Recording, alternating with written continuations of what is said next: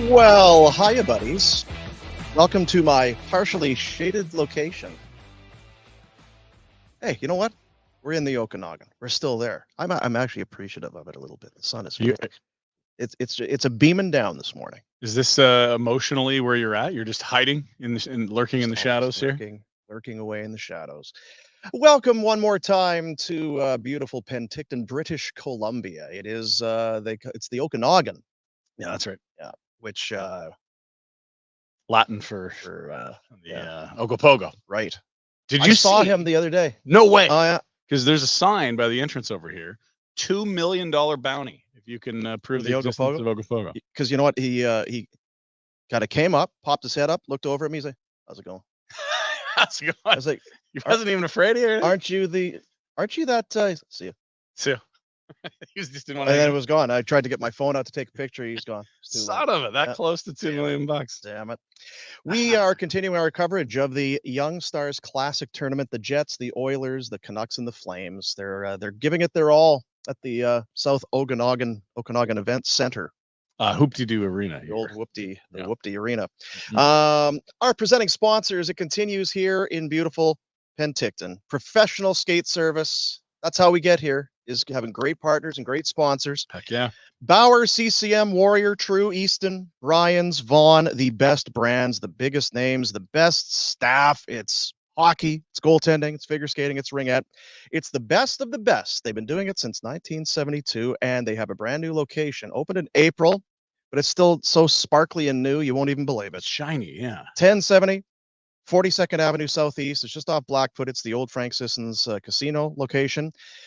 Whatever it is, you know, even if you don't need anything, just go check it out. Just go hang out. Yeah. Say hi to the crew. You're going to find something you like. You're going to find something in there. The website, psscalgary.com, and Crystal Waters Plumbing and Heating, your crystal clear choice for home comfort. Their phone number is 403-219-4100.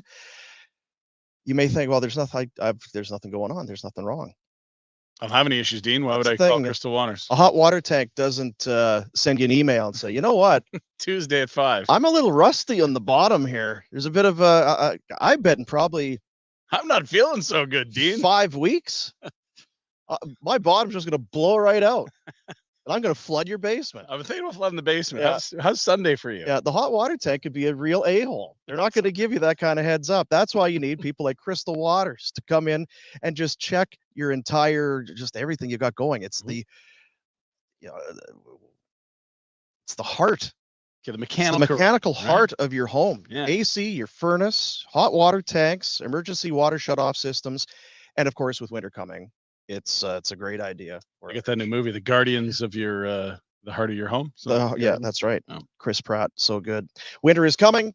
Let them come in and check things out, especially with your furnace, because you flip that switch, and if there's no heat, people get upset. That's correct. There's been a few panic moments in my life with my significant other. Yeah, people will tend to get upset. Yeah, and upset in a hurry. What the bleep? We got to call Crystal Waters. CrystalClearCalgary.com is the website. Crystal Waters, your crystal clear choice for home comfort. 403-219-4100. The reason I'm laughing is because I'm clearly sitting in the shade. And RJ, you're not helping. Our boy RJ was up at 5 this morning to start setting things up.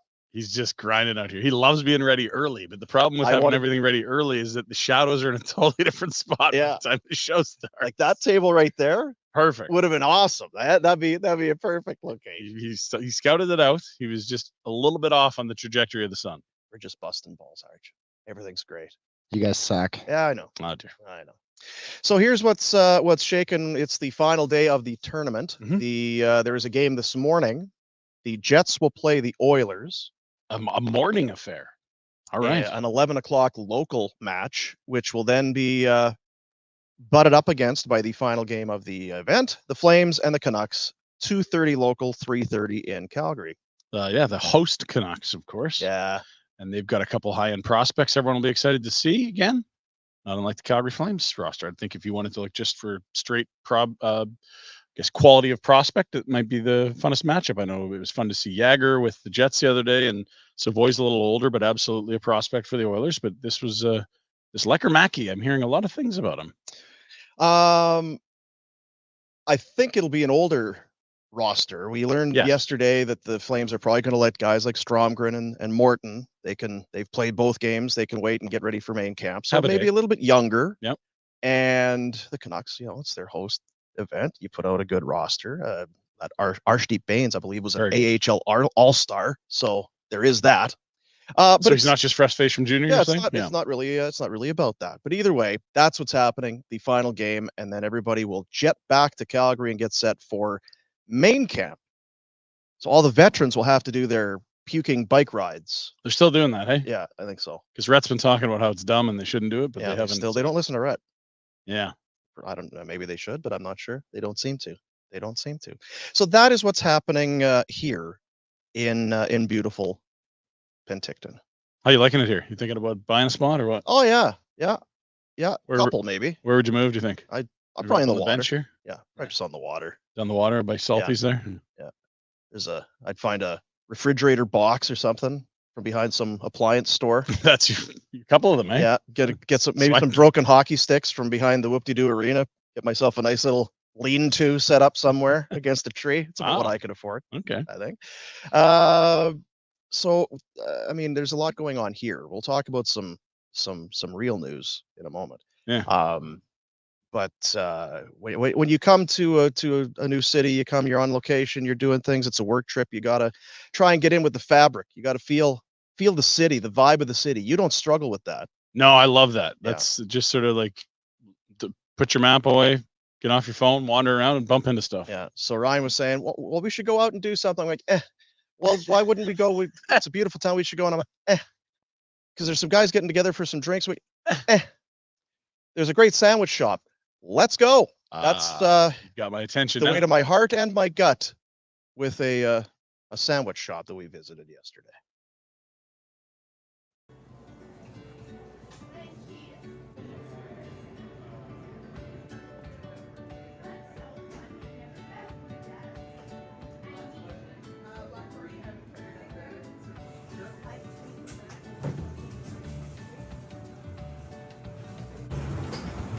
What cheese you doing? I'm gonna do this either the provolone or the Havarti. Jalapeno Havarti. You approve? Yeah, there's no bad decisions here. Don't feel any stress. It's all gonna work. Thanks.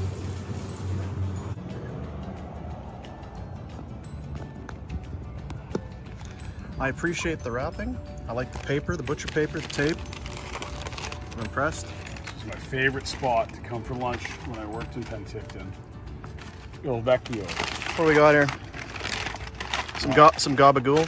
There's a fresh bun, mortadella, hot capicola, Genoa salami, we've got sun-dried tomatoes, jalapeno Havarti, lettuce, tomato, pepperoni, peppers. Nice. Get that in ya. Yeah. Good kind of a crispy bun, but not carve the roof of your mouth. Meat's very good. The mayo, daddy like it. Very good. Very good. I give 2 thumbs up. I might have to go get along. So fun. It's unbelievable.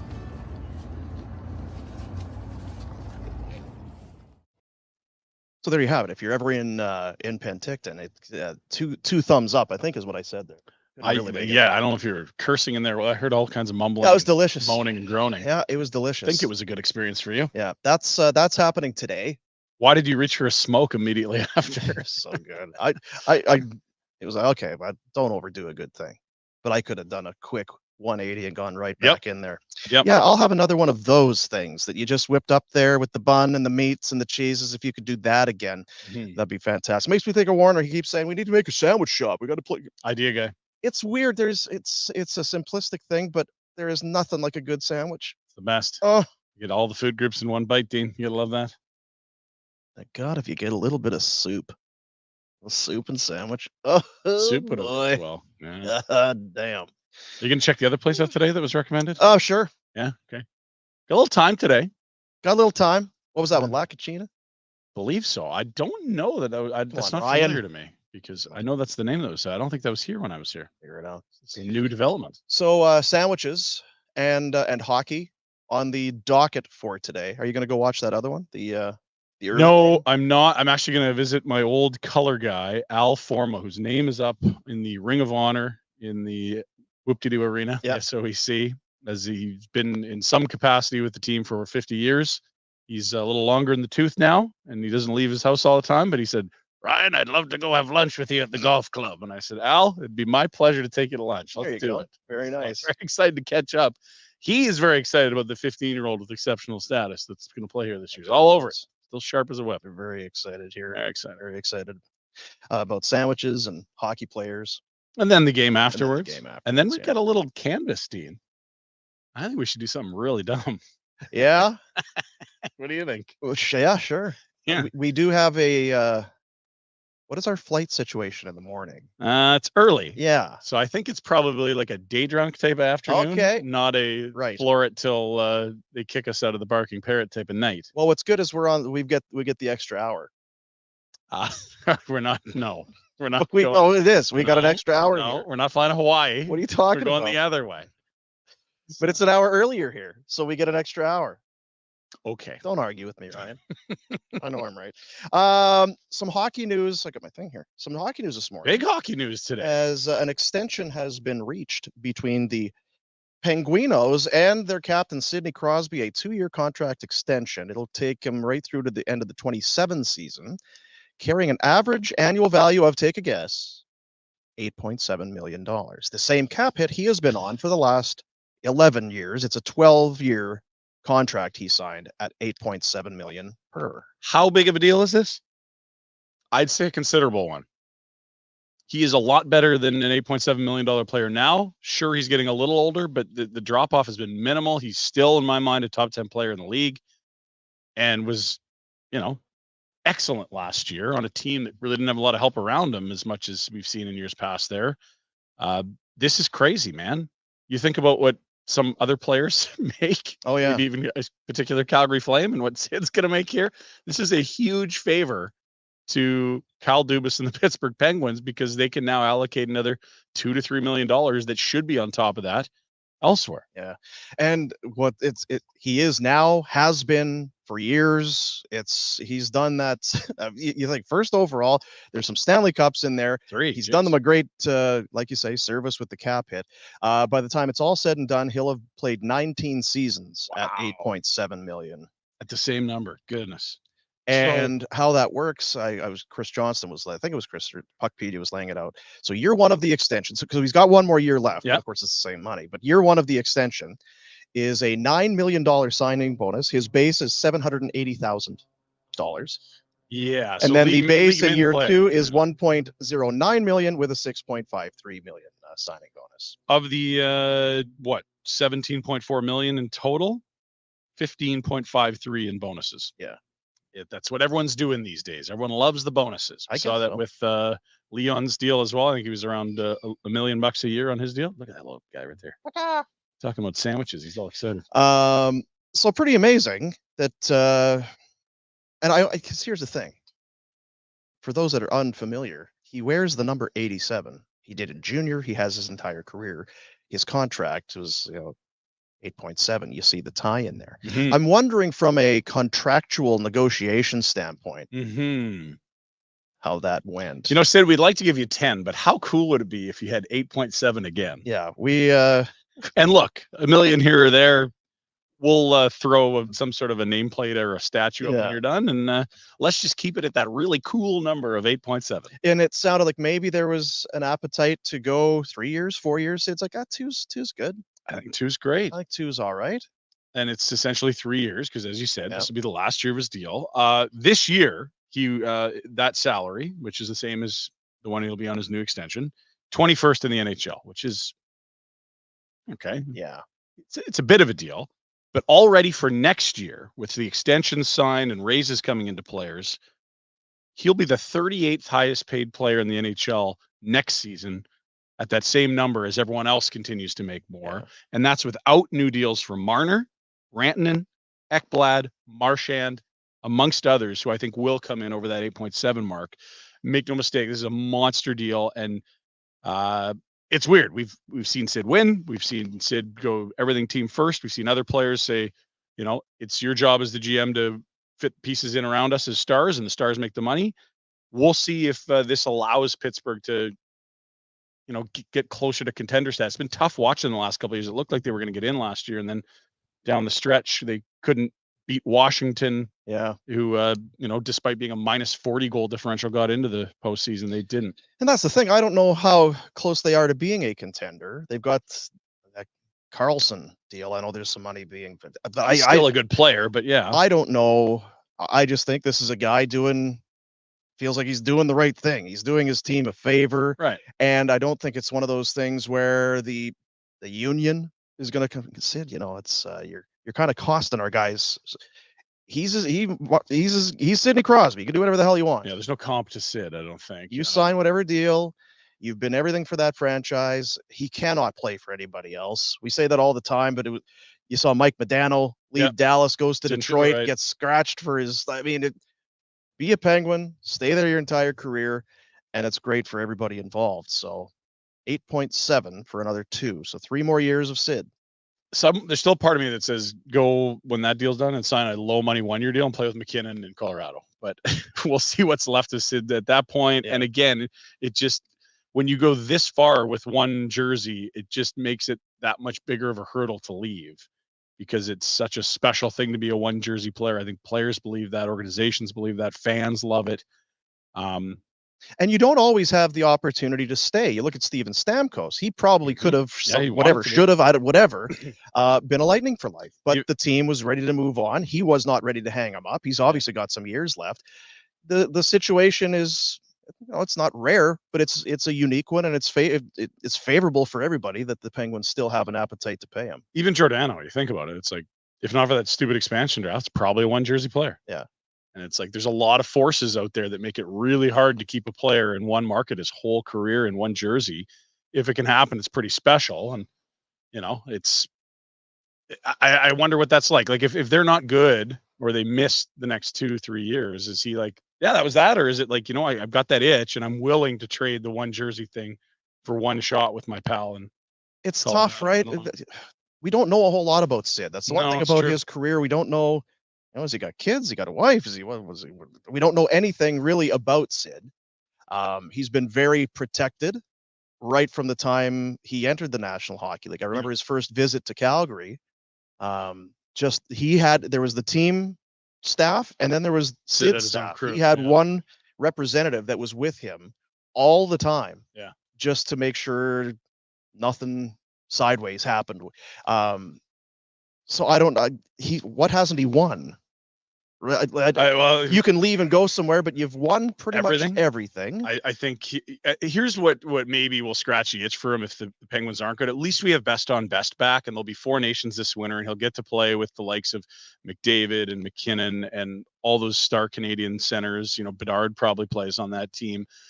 And then 2 years after that, it's going to be Winter Olympics, and there again, he'll get to do it. So maybe that allows him to stay a Penguin for life if they're not competitive again. Our boy Jack is a big Penguins honk. I don't know if you know that. I am familiar somewhat. So they've done some things to that roster. I think they'll be a little better, but I just don't know that you can say they're hanging with the Titans of the East. I don't know if Jack wants to weigh in, but they've made some moves I don't mind, and trying to bolster that group while navigating that really tight cap spot. They still they feel like a team that's in the mix for a playoff spot. Yeah. And then you roll the dice. What's Evgeny Malkin at this point of his career? Yeah. Carlson, while still very good, is getting older. We know that Letang looked like maybe he was starting to fall off.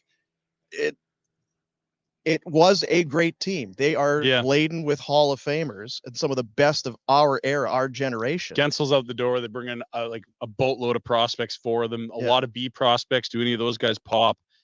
And like they just haven't had a lot of draft picks they've used because you've been in this contention window.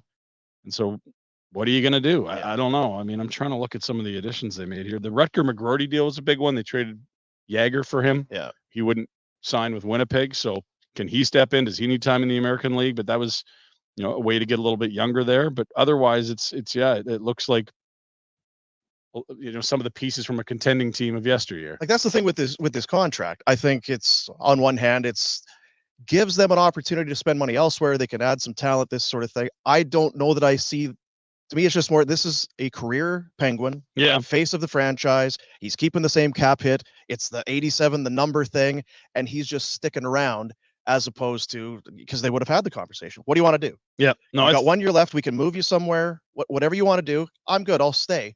All right, stay. I don't know that it's necessarily a move that's going to really open floodgates for them to become a real contender all of a sudden. No, I agree with that. They just don't have enough in the system. But I also think if you went around to some of these contending teams and said, man, how much better would you feel if you had another $3 million of cap space? They do backflips, but it's not enough to close the gap from them being a bubble team to, win your division. And I know quietly, on the same page there. When we talk to guys like Drager, there was the conversation. So what happens if he's not even keen, but if he's, I'll listen. I'll maybe go somewhere. Yeah. Teams that would be what kind of a deadline ad? Obviously, Gretzky played for St. Louis and then went to the Rangers. We've seen marquee guys go. Yeah. But man, and maybe we'll find out that the Stamkos thing is as big, but it just doesn't have that same feel. If Sidney Crosby was potentially in the trade market this year, it would be it'd be madhouse. It'd be crazy to watch. Well, and they were down in Vegas doing the old media car wash thing, and it was before this deal was done, and you knew that Sid and the Penguins had a plan, because to say, we don't have anything done at that was not going to, that just creates a media firestorm. And instead he showed up and said, it's close. It's almost done. And then it's like, there's no issue. Can you imagine the circus around that team? As he was traveling all year without a deal. So Jack, how do you feel? You're a big, Steelers are 2-0. Sidney signs on for another 2 years. You got to be just Jack. Yeah, I'm excited about the extension. I think, he deserves to be a Penguin for life. And I don't think the team is going to be any better, to be honest. They brought in Kevin Hayes to replace Jeff Carter. They didn't make any other really big moves, but it's Sid. He's won 3 cups with this team. I'm just excited to keep watching him play with the Penguins at this point. I don't have any other expectations besides that. If they snuck in, it would be super exciting. And that's basically it, right? And that was it last year. 2 years ago, they lost to Chicago, the last game of the year, to allow Florida in and instead of them. And that's heartbreak. And last year, it's they're probably not good enough. One of the Islanders, Washington, them, and maybe Detroit is going to get into that last spot. And it's still fun when they come to town. If they were the 8 seed, right? Yeah. Rather than watching Washington, to have Sid on Broadway in round 1 would have been so much better. When the Penguins come to town, it's still a ticket you want to have. I remember it was a couple of years ago even. We were watching the game. We were up in, I think it was with Johnny Windwick. We were with Benny Bear. Benny Heebs was up there. We're watching the game. It's look at this power play.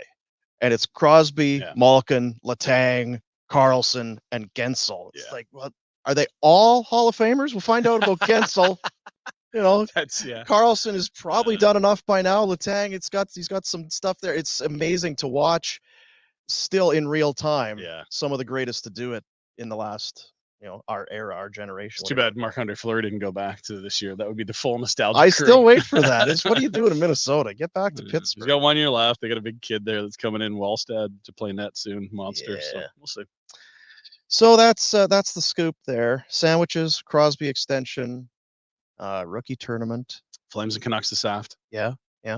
That'll be a 3:30 start, Calgary time. You can watch it on calgaryflames.com. They got a website, eh? Yeah. Nice. It's a .com thing. I hear there's money in it. Wow. You look into that. The .coms. There's something there. Yeah. So what's happening with us is we have tomorrow a sit-down interview, Rhett and I, with Marty Jelena from a couple of weeks ago. Very excited. I think you're going to like it. He's one of those guys, I said it yesterday. Everybody loves Marty. And he's got so many great stories. He's so engaging. He's kind of an aw shucks. He's one of those guys, when you look at it, you could probably have more of an ego, because you have none, but you have done some things. You've got a Stanley Cup. You went to a bunch of Cup finals. You went to a bunch of Cup finals with different teams. You were in the Gretzky trade. You were a first-round pick. You had massive numbers in junior, but he is so unassuming, you would never know just to what extent his NHL career was. So we sat down for a little over an hour and change. So we'll do that tomorrow on the Barn Burner program. And for you, we'll take just a quick break and we'll come back. You and I sat down in the Penticton V's room yesterday with Flames GM Craig Conroy. So you can let the discourse begin on whose dressing room is Well, better. see, you keep going there. I don't. I don't bring it up. I see the comments before they're written. That's all. I'm already seeing the.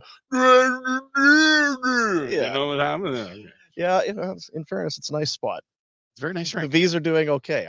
They are doing yeah, okay. Yeah. I would think maybe it's I would think they're probably one of the high water marks for the league that they're in. Yeah, I'm not sure every team has that type of a setup. I would just say junior on Earth. Yeah, they're right there with anyone. Yeah, they're in pretty good shape. So that's what we're gonna do. We'll take a break here and then come back with the Craig Conroy interview, and that'll essentially kind of do it for our this thing here in Penticton that we whatever it is that we did. He's got his driver's license, right? I don't know. He's gonna run the chariot today when we're done that game. Think so? Oh yeah. I don't know if we're insured for that, but we're doing it. Yeah, well, you got the extra insurance, right? I hope so. I don't know. McLeod Law, they'll take care of us. That's right. We'll figure it all out. Peter, we made a mistake. Presenting sponsors of our coverage here in Penticton, Crystal Waters Plumbing and Heating. Check them out at crystalclearcalgary.com. Crystal Waters, your crystal clear choice for home comfort. Their phone number 403-219-4100. It is great. We're so happy to have these guys on board. We've been talking about it for a while. We just want to have something. When something goes sideways in your home, what do I do? Who's the first person that you think of? And it's Crystal Waters, whether it's your hot water tank or your AC or certainly your furnace. And again, go to that website, crystalclearcalgary.com. Get booked in. Let them come in, take a look at your furnace. They're probably going to come in and say, no, everything looks good. We cleaned up a couple things, but you're in good shape. But if something is set to explode on you, they're going to be the people to help you out. And of course, our buddies at Professional Skate Service, psscalgary.com. So happy for them. That new location is unbelievable. Awesome? Yeah. If you were ever in their Marta Loop location, you would just come in, you just slap them on the back. It's like, I'm happy for you guys. I'm so happy for you guys. that the little place that you had in Marta Loop, this is more your style. This is more your speed. It is the old Frank Sisson Silver Dollar, 1070 42nd Avenue Southeast, just off of Blackfoot. Go and give them a visit. Sign up for the newsletter. Some things might drop into your inbox, little savings here and there, some info, new product coming down the pipe. But they are your people in Calgary to treat you right. Take a break. Back in 2 with Connie. As always, a big shout out to one of our big sponsors, McLeod Law. Great people. We talk about it on the show. Shane King and Peter Klein and Austin and everybody there. What it is they're Calgary people taking care of Calgary people. You're not getting, when you reach out to McLeod Law, they're not sending you to Toronto or Vancouver or someplace they don't know who you are. These are Calgary folks. They're proud of those Calgary roots. They are here every single day. It's a big part of their long-standing client relationships. They get the way things work, and they want to help you. Whatever your challenge is, business or personal, they're just a click away. McLeod-law.com is the website. The very best. Good people making a difference. McLeod Law. Hey guys, Village Honda presents the Pinder Report weekdays throughout the season, but we're at your dealership for life today in the Northwest Auto Mall. Let's see what's happening at Village Honda. Everyone knows the CRV, but did you know all the CRVs are made in Canada for Canadians? Pretty cool. Lots in stock and more coming in throughout the summer at Village Honda as well. How about the HRV? You want to talk about performance, comfort, sporty styling, economical? Pretty sexy vehicle. Village Honda, your dealership for life, online at villagehonda.com and in the Northwest Auto Mall. I texted you the other day and I'm just so excited. I'm so excited. I was trying to think of what a comparable would be. It's like when you make your Christmas list and then all the toys show up and it's Christmas morning. I mean, you drafted a lot of these guys and now you get to put your eye, it's a couple games, one more to go.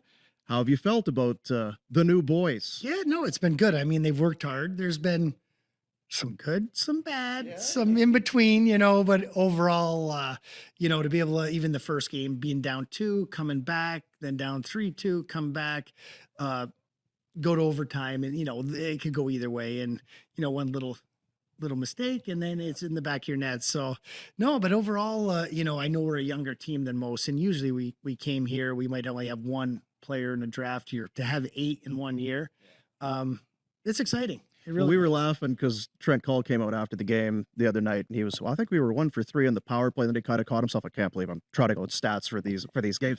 So I wonder how much stock you, obviously it's entertaining and you're happy to watch them. How much stock are you putting in? Obviously, depending on age, I guess the 18-year-olds, you're not as concerned. It's go make your mistakes. This is where you make them. Maybe the 21 and 22-year-old guys, it's a little bit of a different story. Yeah, you'd rather have the guys make the mistakes here. I mean, in the end, it's the first time they're playing against older guys. Some of these players have played in the NHL that they're playing against or in the American League all year.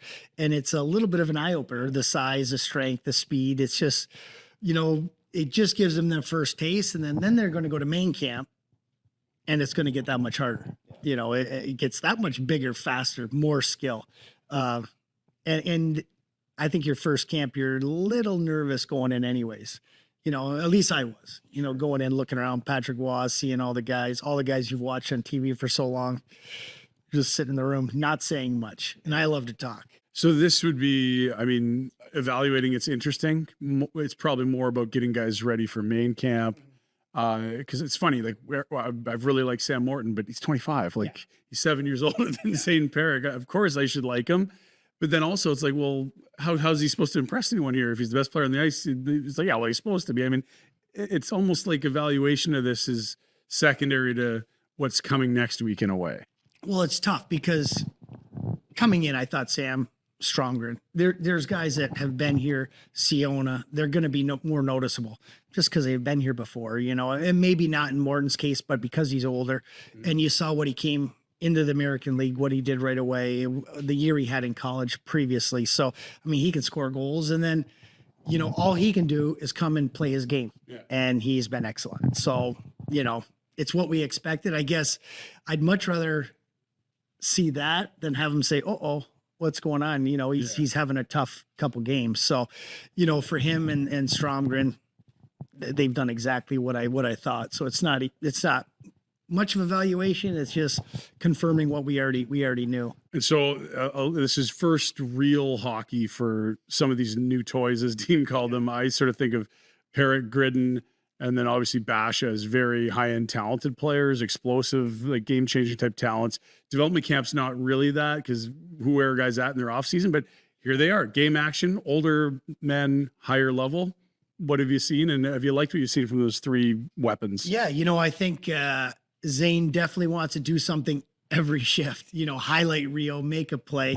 I think he's just going to settle in, and when he knows, you can see the way he sees the ice, the way he moves with this stuff, a couple times when he goes over the blue line, there's two guys on him, maybe just chip it in. Right. He tries to make a play.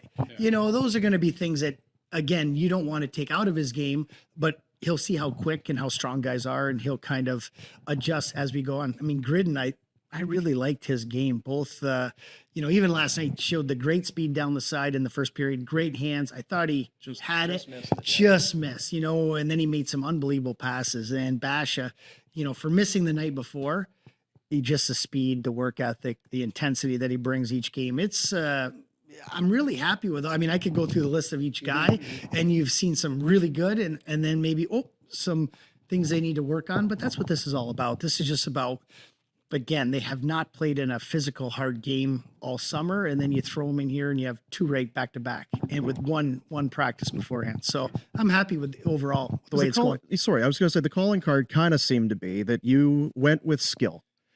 That's the one thing you wanted to get, was at whatever position takes highly skilled guys. And we've seen that here. It's a couple of games, and it is what it is, and we kind of keep backpedaling on it. But between Muse, we talked to you after the game the other night, and Misa, and obviously Basha has really been impressive.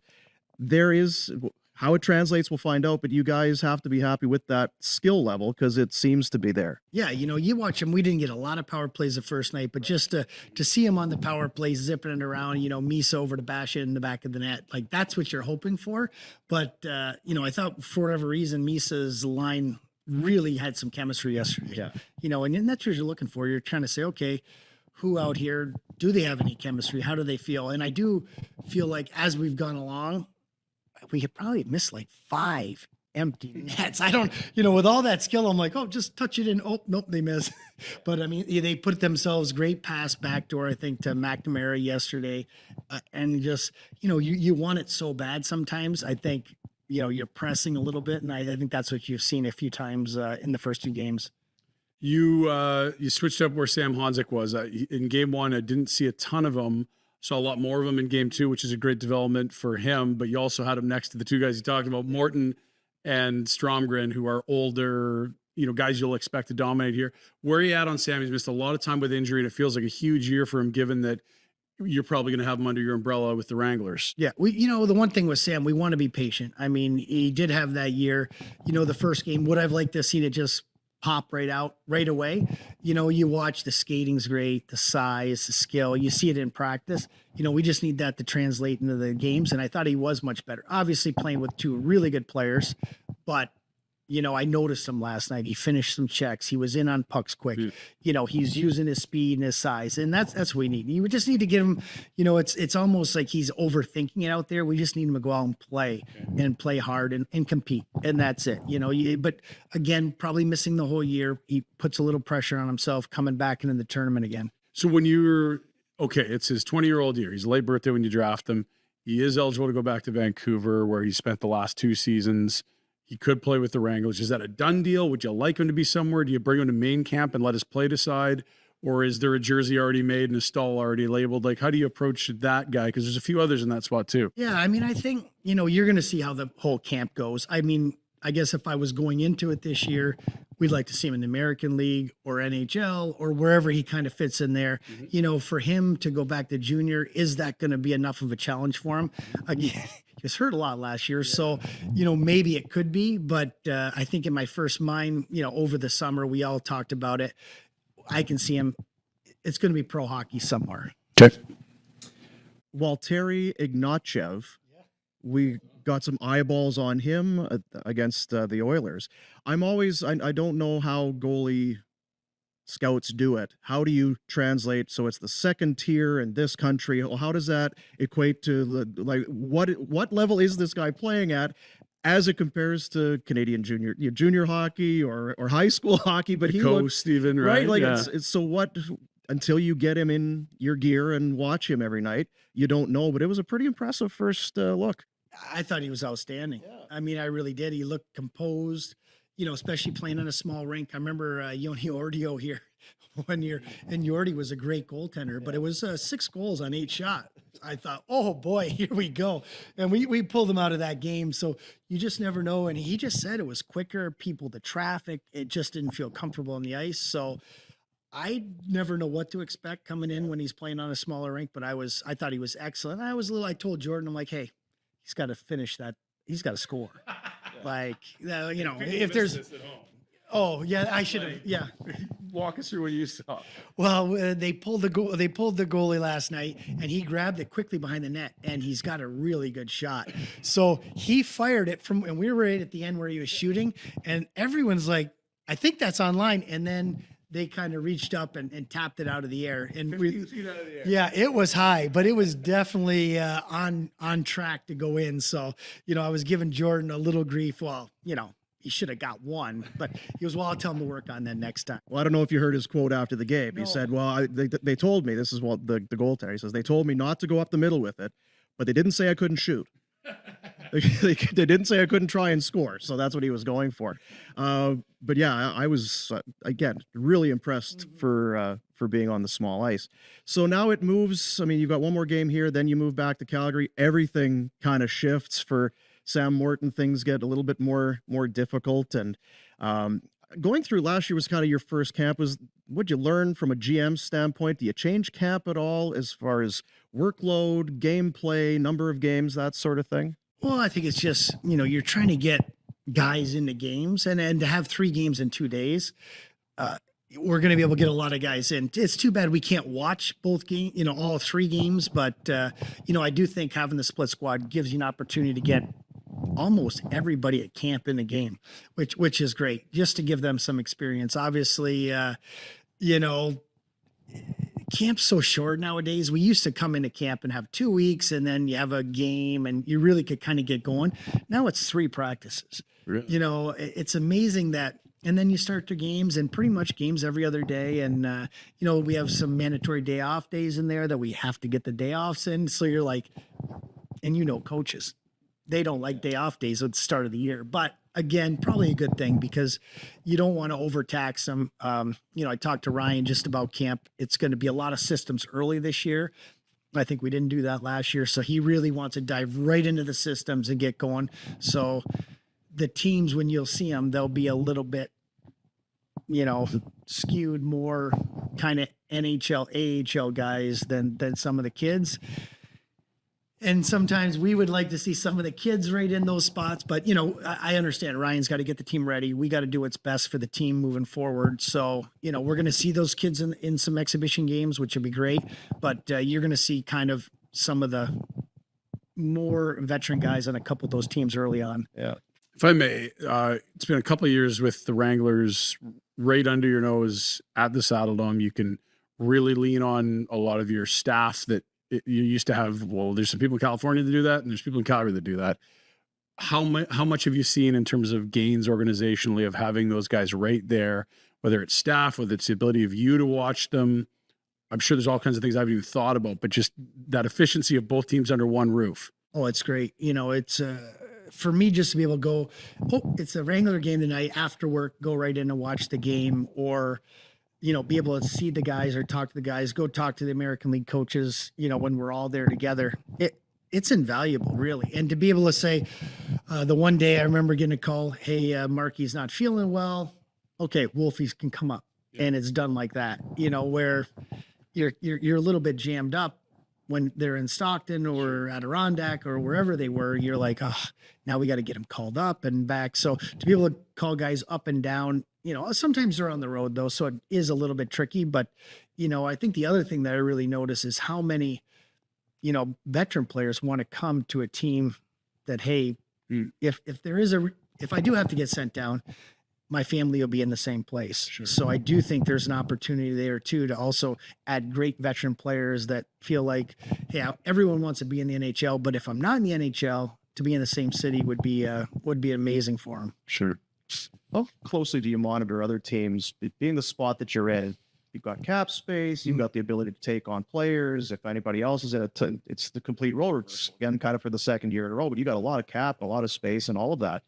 How closely do you monitor other teams and what they're potentially trying to do? Maybe you're more proactive, making calls instead of just sitting back and accepting. Yeah, you call all the teams, and obviously, we all look at the caps, see who might be up against it, who might be looking to make a move. A lot of teams say, hey, we're gonna see how it goes in camp here. We're gonna see what we can do. We might need to, free up some cap space as we move forward. I said, if you do, just so we're a team that's willing to do that. Happening already, or I did it over the summer. I've and when you regularly talk to people, they're like, hey, we're not there yet, but we know you're interested in doing something. That probably there's other teams just like myself doing the same thing. So that's, you just want to make sure, because who's kind of jammed up and who's not, and you're trying to weaponize that just like everybody else is. So we're open to doing it. Hasn't happened yet, and you never know when it's going to happen. Is it going to happen at training camp? Maybe a team that says, oh, we feel like we need to do this, or someone doesn't go on LTIR, or they need to have a little bit of wiggle room because they want to make a trade. Well, then we're there to help and also see if there's any, if there's any movement out there. But I think for the most part, everybody right now wants to get into camp, see what they have, and then and go from there. Kind of let their team start the season. So that's what happens through free agency. It was similar to that last year, but maybe with some of the players we had that were unrestricted, I had more calls early, in that regard. Yeah. You've got Tyson Barrie in on a PTO. Are you still talking with agents and players about other PTOs? Are you at a number that you're comfy with? Are there a few holes you'd like to fill before, I imagine, the next few days? Well, I think we're pretty, we have pretty much the group that's coming now is here. We've talked to some other players, just in general, but nothing solid.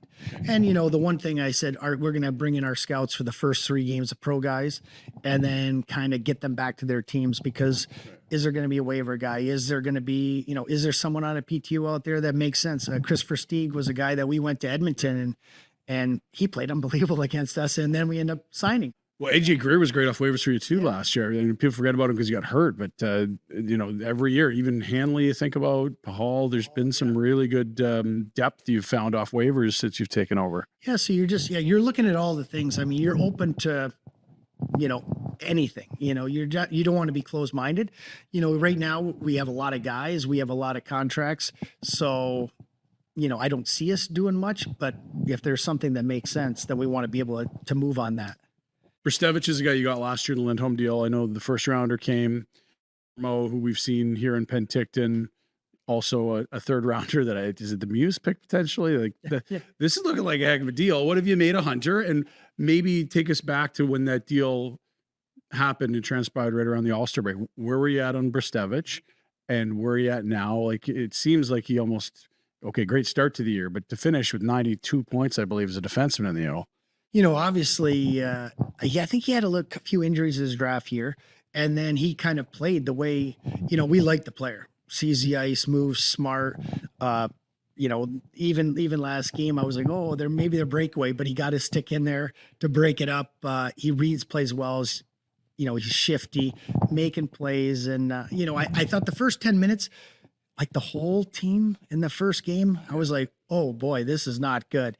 And then I thought everyone kind of started to get more comfortable. And the way he sees the ice, the way probably going to need to be a little bit quicker to get back to retrieve pucks so then he can get it moving, especially as he moves up to, the main camp. But overall, we're excited. I mean, obviously we liked him, got to see him a lot in Kitchener, even his draft year.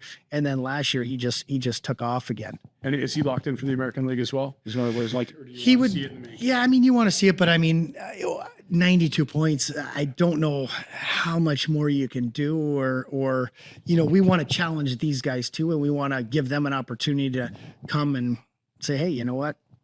Pro hockey's where I need to be, and when you get a chance to do that, it probably makes more sense. But again, you don't want to, we talk about, we don't want to put guys in a position where it sets them back. If they're in way over their head and it doesn't go in, then they lose all their confidence. I don't think that's Hunter at all, though. I don't think Honzek is like that either. So, that's why you never want to 100%, hey, this is where he's going to be, but I would be leaning towards that.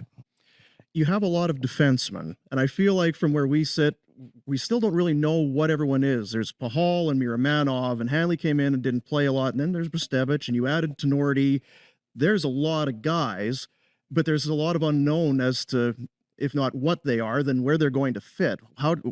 Talk maybe just quickly about the Tenorti, because I don't know that anybody saw that coming. And it's a lot of blue liners, it seems. Yeah, and that's the thing. We have a lot of young blue liners, but we felt like, okay, we need to get some guys in here. And a guy like Jared Tenorti, the one thing that competes there every night, the work ethic to compete. And then you talk to everybody around. He's unbelievable guy. His goal is to make the NHL, but if he happens to be in the minors, you have a lot of young guys in the American League too, that need some guidance and support. And, it's a tough league down there. I mean, the fights and everything, not that, but he'll calm a lot of that. Just a big man with his size, with his compete, there's not a lot of fights, but just to know that the young guys have someone down there and also in the NHL. I mean, a guy like Martin Pospisil, he plays on an edge, and you're like, I know Lomberg's going to be in there, and you're going to, Uyghur, they're all going to be in there, but it is nice to have a little bit of size and protection at times on the back end to help support, because Ryan's not big, Lomberg, but he's fearless, so he's going to be in there and everything else. And I think Pospisil's got a little better at the end of the year, but it's just the way he plays, and that's what we love about him, because that's what makes him so effective. I mean, he's one of those intriguing guys, and I can't wait to see, because I do think he has some more offense in his game. We talked to you right after the Lindholm trade when we were in Toronto for All-Star break, and it was like all of a sudden, okay, Lindholm's going like, ooh, well, what's going on at center ice? And you had noted that when you chatted with Pospisil and Zary, they both certainly saw themselves as centers, or at least, I can do that. Are you expecting to see a large dose of both those guys in camp down the middle? For sure. I know, looking at Ryan's lines the other day, definitely both of them are going to get center time. They need to. We need to find out where we're at. And it was nice to see Pospisil play center with his national team. Yeah. So, you're thinking, okay, if he was a center or Zary's a center, those guys, it'll make a big difference for us, because that's the one position I do think we felt like we were a little bit thin on defense. And you saw all the moves we made, and we brought in a bunch of defense. And probably the one area that we felt weren't able to touch it or really help at the time was center. So if one of these guys could do it, that would make life a lot easier for me and our staff. You brought up Lomberg, and I don't know that we've talked since that. It's kind of almost ancient history, but you guys were very aggressive. I don't know if there was a bidding war, but you went and you got the guy. He was not one that I would have had on my bingo card or radar that you would have been targeting on a July 1. What was it about him? Is it still stemming back to his days with the team, fond memories, or what does he need to do and do well to be a good signing?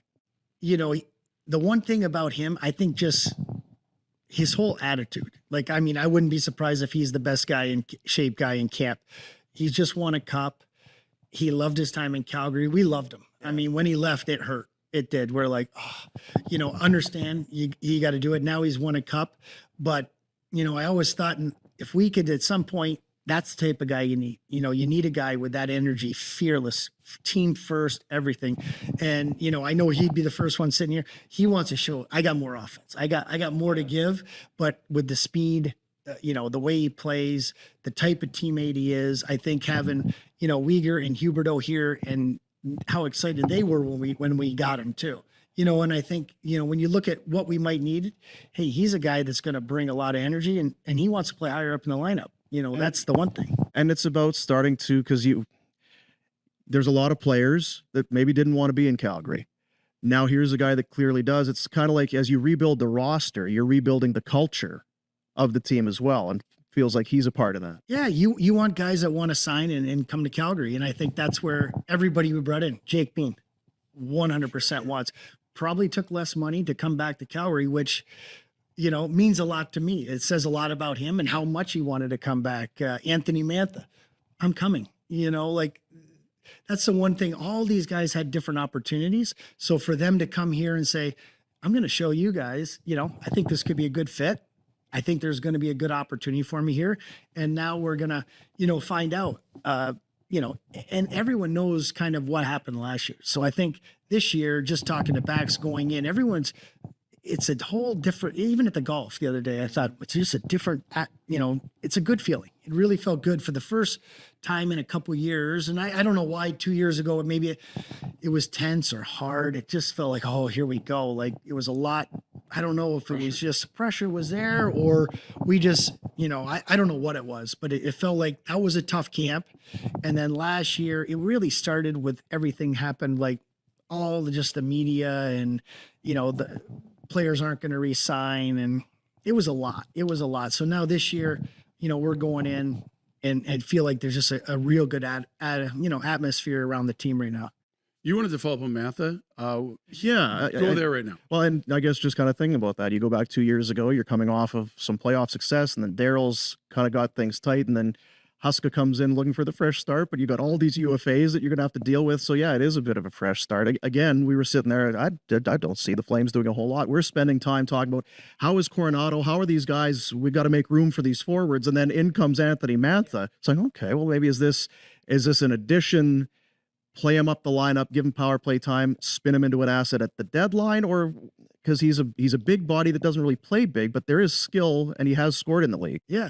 Well, I mean, I think given an opportunity, when you watch him, especially when he was in Detroit, we got to see him more, it felt like, but he had a good year last year too. And then for whatever reason, it didn't quite work out when he got to Vegas. I thought it would. Yeah, I thought it was going to be, I thought it was going to be, but that happens, so I think for us, on a 1-year deal, bring him in and see if there's chemistry there. If he does have chemistry with Huberdeau, or, if there's another line that he has chemistry with, you watch him in juniors, all he does is score, and he's got a great shot. And if we can give him some confidence and put him in situations to score, power play, different, key situations, 6-on-5 goalie pulled, those are what we have to do. And we feel like, he could be a big part of this team. And then those are the decisions you have to kind of wait as the season goes along to see how it all plays out. And hopefully you see chemistry and everyone's like, wow, that really works. I mean, I think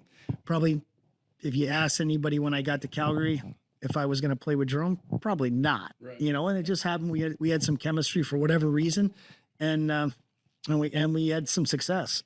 We were chatting the other day just outside the rink, and you were giving us, so what's the Kuzmenko update? You said you were watching him on the ice the other day. He's such a unique character. We've kind of joked about, he dresses his own way, marches to the beat of his own drum. Obviously highly skilled. He's a unique dude. And what was how's he looking? Great person. He's got a great personality. He's full of life. Like, he's having fun.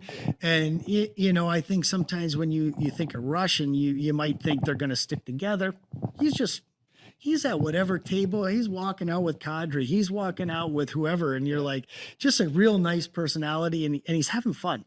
You guys see the interviews, and I don't talk to him as much as the guys, but he's always having fun, and his work ethic. That's the one thing. He's the last guy in the ice shooting pucks all year long.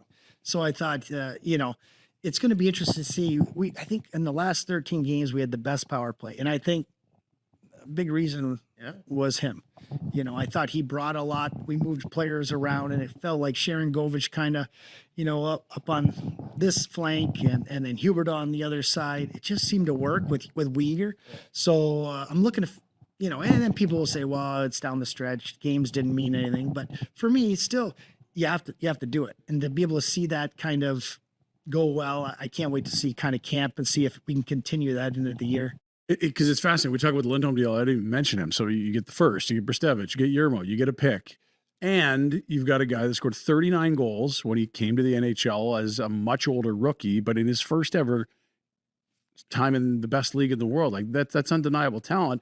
And then after the pickup to the end, he's kind of around that 40-goal pace again. So to me, a pending UFA, how do you sort of come to that decision of like, look, we've struck gold here and bought low on this guy that potentially is a 40-goal guy versus, my God, this Lindholm trade tree could set up the organization for a decade if we could spend this kind of assets. And I know there's an agent and prices in there, but I mean, you dealt with 5 of these last year. This is a high-profile one this year. Yeah, I mean, I think you're going in to see how it starts again. I think when he first came in, he had a little bit of an injury, so it was tough to see. He was kind of playing through something. Then we once he got that taken care of, and it wasn't bad. It was just a little nagging injury that he had. But then literally from the time he's like, I feel 100% good to the end, I'm like, it was 2-3 points every game. He was sick in there too, didn't he? Yeah. Well, he had I think, he said he had a bad virus. Like, I didn't know what, Kent's like, he does have something viral going on. So, so he's not feeling well, nagging injury. And when he kind of got over all of that, I was like, whoa, this guy is on fire. Like, he brought a lot of life to the room. I mean, and it's hard down the stretch when, you're not coming to playoffs and things aren't going well, but he brought life, and I think that's kind of, you think when Jacob Pelche, he brings that kind of to the room, so I'm looking forward to seeing how that starts at the beginning of the year with the new guys we have. And then, all like Backlund, I haven't seen Backlund this excited in a long time about starting the season, which is positive for me. And then you hear what Weegar's comments are. I mean, Weegar wants to be here, turn this thing around, and let's get going in the right direction. And that's what you didn't hear maybe last year from some of the guys, but this year, all the guys are on board, and that's why now I'm so excited to see how this team kind of starts the season. Yeah, Pelche, you mentioned needs waivers this year. You hope that's not something that even crosses your mind. We also talked about there's a lot of wingers. You're trying to fit in Matt Coronado as well, who had an excellent AHL campaign last year, and maybe we saw some strides in the NHL level. Walk us through what you saw from Jacob last year, because it was a tough year for him, and then what you think he could be this year. I felt like last year, first period, the shoulder injury, 4 months off, came back, played really, really well in Boston. Okay. I don't know if you remember that game. I thought, oh, wow, this is good. Then fast forward a couple games, gets hit by Trouba. Again, another setback. And then even when we sent him down to the minors, I could tell, that personality that he has, I think he was not in a good space as far as where his game was at, and he'd probably tell you didn't play the way he would have loved down the stretch. He still had 13 points in 18 games, but not the way Jacob would say that's my game. So the one thing talking to him, I mean, he's hungry. He knows last year we put that behind us. He's like, I got to show everybody. And the one thing I love the attitude, like he's like, I haven't shown I'm a regular NHL player yet. I am going to. So he brings energy, juice, that skill set, and he's skating well. I mean, that was the one thing I was so excited leaving last year before he got hurt. It was the best I saw him skating in a long time. I thought, oh, he's really taken a step in the skating. So it'll be interesting to see at camp how his skating has hopefully has improved again this year. And it seemed too, going back, there was a bit of a connection between he and Huberdeau. Now, it's maybe too easy, the French-Canadian guys, but it was pretty clear the way they would behave with each other on the bench. There was a real connection between those two. You'd love to see that come to even fruition, on social right? media. I think yesterday Huberdeau was like, "Go, son!" Yeah, yeah. They're leaning into it. A bit. Oh yeah, I mean they love it is. It's like a father-son relationship there. But I think and when you have that and you have that fun, it's fun to go to the rink when you have that connection with players. And I think that's what it's all about. We want to have some fun this year. I think the other thing is, hey, we look to see where everybody thinks we're going to be. Like, hey, great, no problem. I remember Bob Hartley, I think it was the 13-14 season or right in there where the Findaway season. Yeah, he said 14-15. Johnny's first year. Yeah, sorry, 14-15. Yeah, he's like, we have to believe in here. We have to do this as a team. We don't have one person that's going to win the games every night. We're going to have to, it's win by committee. Who's going to step up on every given night? But we got to do it together, and that was kind of our mantra back then. And I feel like that's probably going to be very similar to this year that, hey, we believe, no one else believes, but we believe, and then you got to do it for each other. And I think that brings a team really closer together. Another piece that's, you go back to last year, so many guys are going to be on their way out. I don't know if quiet isn't the right word, but Igor Sharangovich signs on long-term with this team. Rookies might come in and out, we don't know, but he is going to be a part of this. Maybe he's a centerman, maybe he's not. But what was that contract negotiation like with him? Because it was pretty quick, his fitting in as a Flame, and he had a hell of a season. Yeah. Well, I think the one thing at the end of the year when the locker clean out day or whatever, it felt like I know he must have said something that thought people were, that. Well, we're great at reading it. Yeah. Unless you're gushing. Yeah. Maybe it wasn't like, but that was not actually true. So when we first were able to start talking, we're like, hey, would he have any interest in coming back or signing long term? It was yes, and then we just got going, and then Dan Milstein, it was quick. Yeah. It really was. It didn't take long, and we felt like it was a great deal for us, and he felt like he was happy with the numbers. So it's nice when it works that way. And he wanted to be back. He really did. But I never did see what he said, but people were saying, "Well, does Sharangovich really want to be here?" I'm thinking, I think he likes it. But he really does. So that's always a thing too. When you have a guy that's only been here a year, wanting to stay, wanting to resign, I think that sets the tone for the team moving forward. It's a great sign, and he had a great year, 30 goals, and he had it. It was a little bit of a slow start where to kind of fit him in. First month, it was. And again, that's the thing. Who do you have chemistry with? Who do you, and that's even on the D pairing. I'm like, I kind of have an idea who I would think, but you're.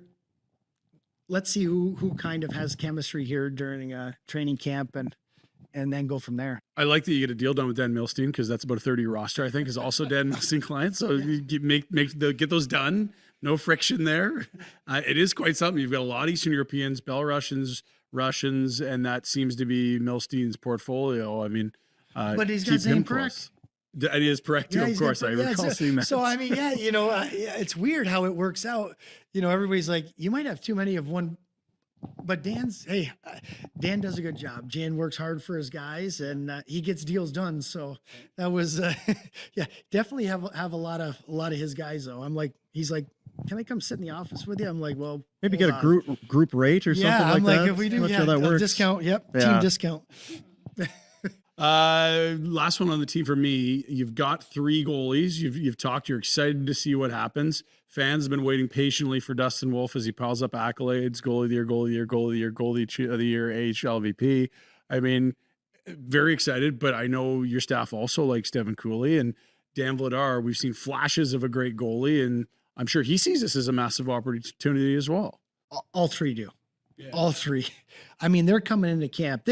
Probably the thing I'm most interested to see how it works and see who kind of rises and takes that. Is it going to be a starting role where a guy plays 70? I don't think that's really the NHL anymore.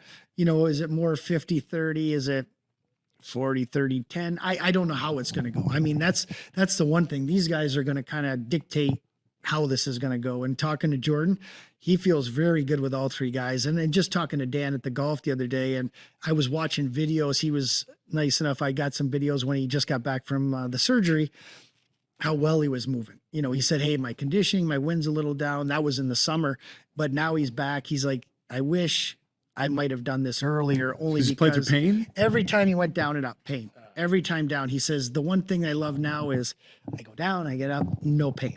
He's like, I should have done it earlier. But again, when you're a younger guy, you don't want to give up that spot to, you'll fight through the pain. But now that he feels pain-free, I'm looking forward to see how he does. So it was a trying, I think we talked to you right after the end of the season between the team, you miss the playoffs, you have to trade a bunch of guys away, and it's nobody wants to be a Calgary, that whole thing. And then you get into the off season, you get all these draft picks. And I guess, how do you feel if you were to give yourself a report card, or how do you, because I know it was stressful for you. Everybody's watching to see what the new guy is going to do. And I think in a lot of ways you did a hell of a job. How do you kind of give yourself a letter grade, or how do you feel it went? I feel like I learned a lot. I made some mistakes along the way that I won't make again. That, it's just when you're negotiating with other GMs and, when to pull the trigger on deals, when not to, how hard do you push, tough.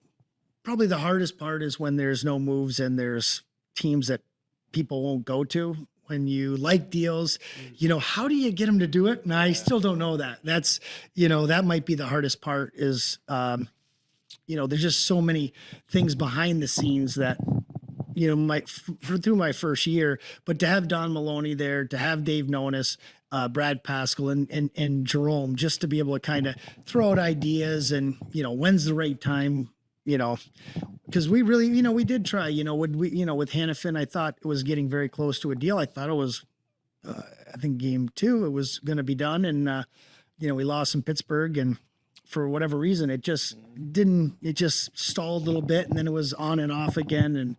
And, but it's interesting, moving forward, just if, kind of with Sharon Govich, we like Sharon Govich, we're locking Sharon Govich up. Yeah. Little things like that, I probably, dealing with agents, dealing with the other teams, you really kind of get a sense of, you're learning the people. Sure. You don't really know the people. You don't know how they deal in negotiations, and so that's, you're feeling them out, they're feeling you out. The one thing I think, when I had a deal I liked, I did it. I think Zadorov a little bit. We did that early. Obviously, he went public with what felt like a distraction. Yeah, it became more of should I? Maybe it was that one where if I waited till the deadline, could I got a second, maybe, but you're trying to do what you think's best for the team and taking away that. So, as much as we love Zadorov, that was one, was it early? Was it not? Those are the little things like in my mind. And then the whole group talks about it, moving forward, was that something we should have done or not? But, we felt at the time that was the right thing to do. So we made a decision, let's do it and move on. And, obviously, it is what it is. And because there's no, that's the other thing. You don't know, what if there was an injury and then you don't get anything, so that's always, we kept Tanev, my God. We kept tapping the table. It's like, Tanev thing. Down the tunnel. Times. Oh my God. When he hits it was in Rangers, when he went flying into the goal post, I thought, I didn't know if he was going to get up or not. And it is nerve wracking. You know, it is that's the thing. It's a fine line, but I do think, you know, now I feel a little bit more comfortable. You know, even going to the meetings. The one nice thing is I know a lot of the guys and I know they're all super competitive. No one's going to help me. I'm not going to help them. You know, we know that, but they're good people, you know, and they will, you know, I guess if you have other questions about team staffing, so, you know, everybody kind of helps everybody. But when it actually comes to trades and stuff, you know, you're not getting any help from anybody. Does Jerome get an office? Does he? What's the Jerome plan scenario here? You know, he's going to come and go again. Yeah, that's the thing with the boys, especially TJ in Kelowna. He'll be there, and then now Joe in Edmonton, and then his daughters at Brown, Jade. So, yeah, he's busy, but you know he's going to be around more this year, which will be nice. You know, I'd like him to take a road trip with the guys, see what it's all about, be in a little bit more when he can. He's here right now.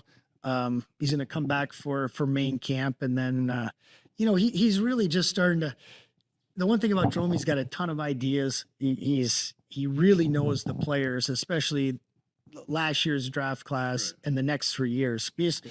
He's played against him. He's coached against him. He knows the kid. Like he actually he knows him way better than us, the person. So, you know, it's fun to kind of get his perspective, a little unbiased. Hey, what do you think of this player? Can you watch this? He watches a ton of video. I know him like, he's like, have you seen this? Oh yeah, I watch him. So being out in the West, he'll be able to catch a lot of the players, especially as they go through kind of Kelowna.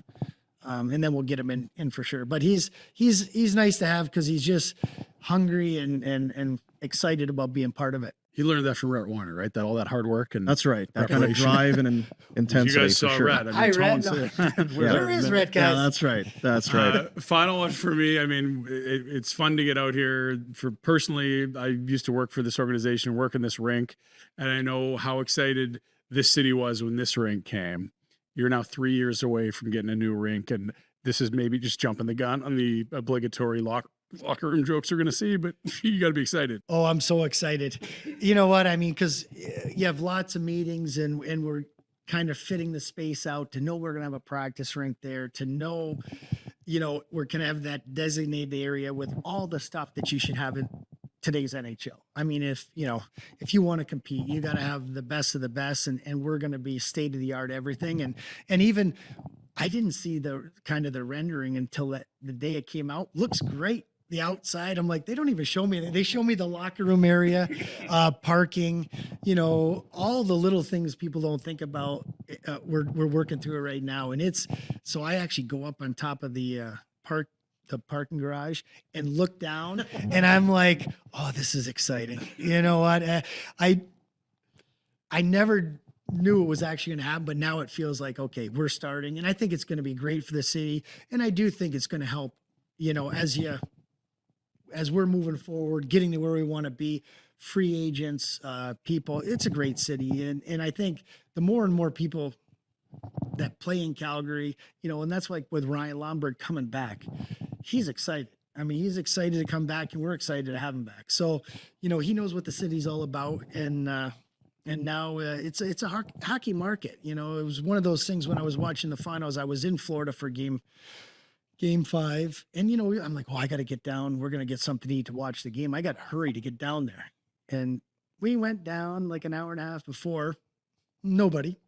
And I thought, and the game started, and there was a couple, you know, and then I saw what was going on in Edmonton, and I know what it'd be like in Calgary. And so I definitely was, you know, it's weird how you just think it's like that everywhere, but you know, they for sure were watching. They were watching, but it wasn't the way it would be in a Canadian market.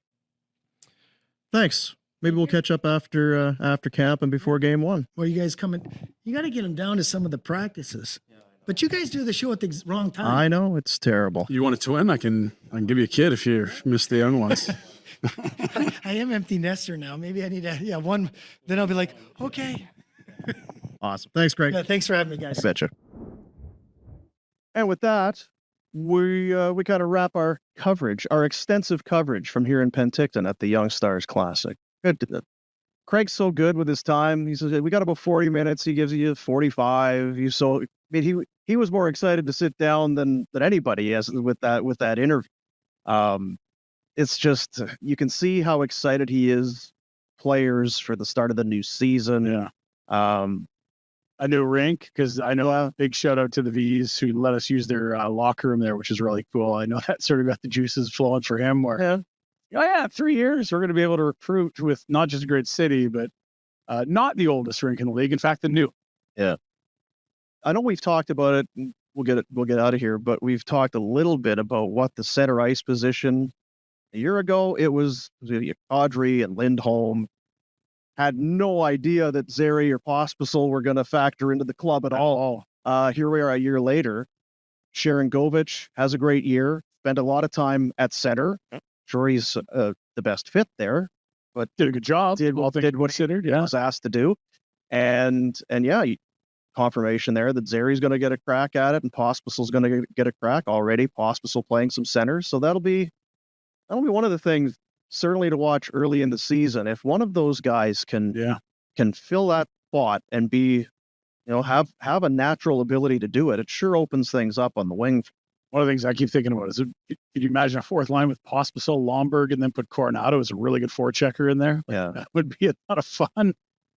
Connor Zary is just smart enough to do almost everything, it seems. And then again, last year he wasn't on our radar at all. What a monster breakout year. But when you've got a 35-year-old in Backlund and a soon-to-be 34-year-old in Kadri, and then nothing else until you get down to Kevin Rooney, who may or may not be an NHLer in most organizations, they're going to try some things, and it'll be a really interesting wrinkle for camp.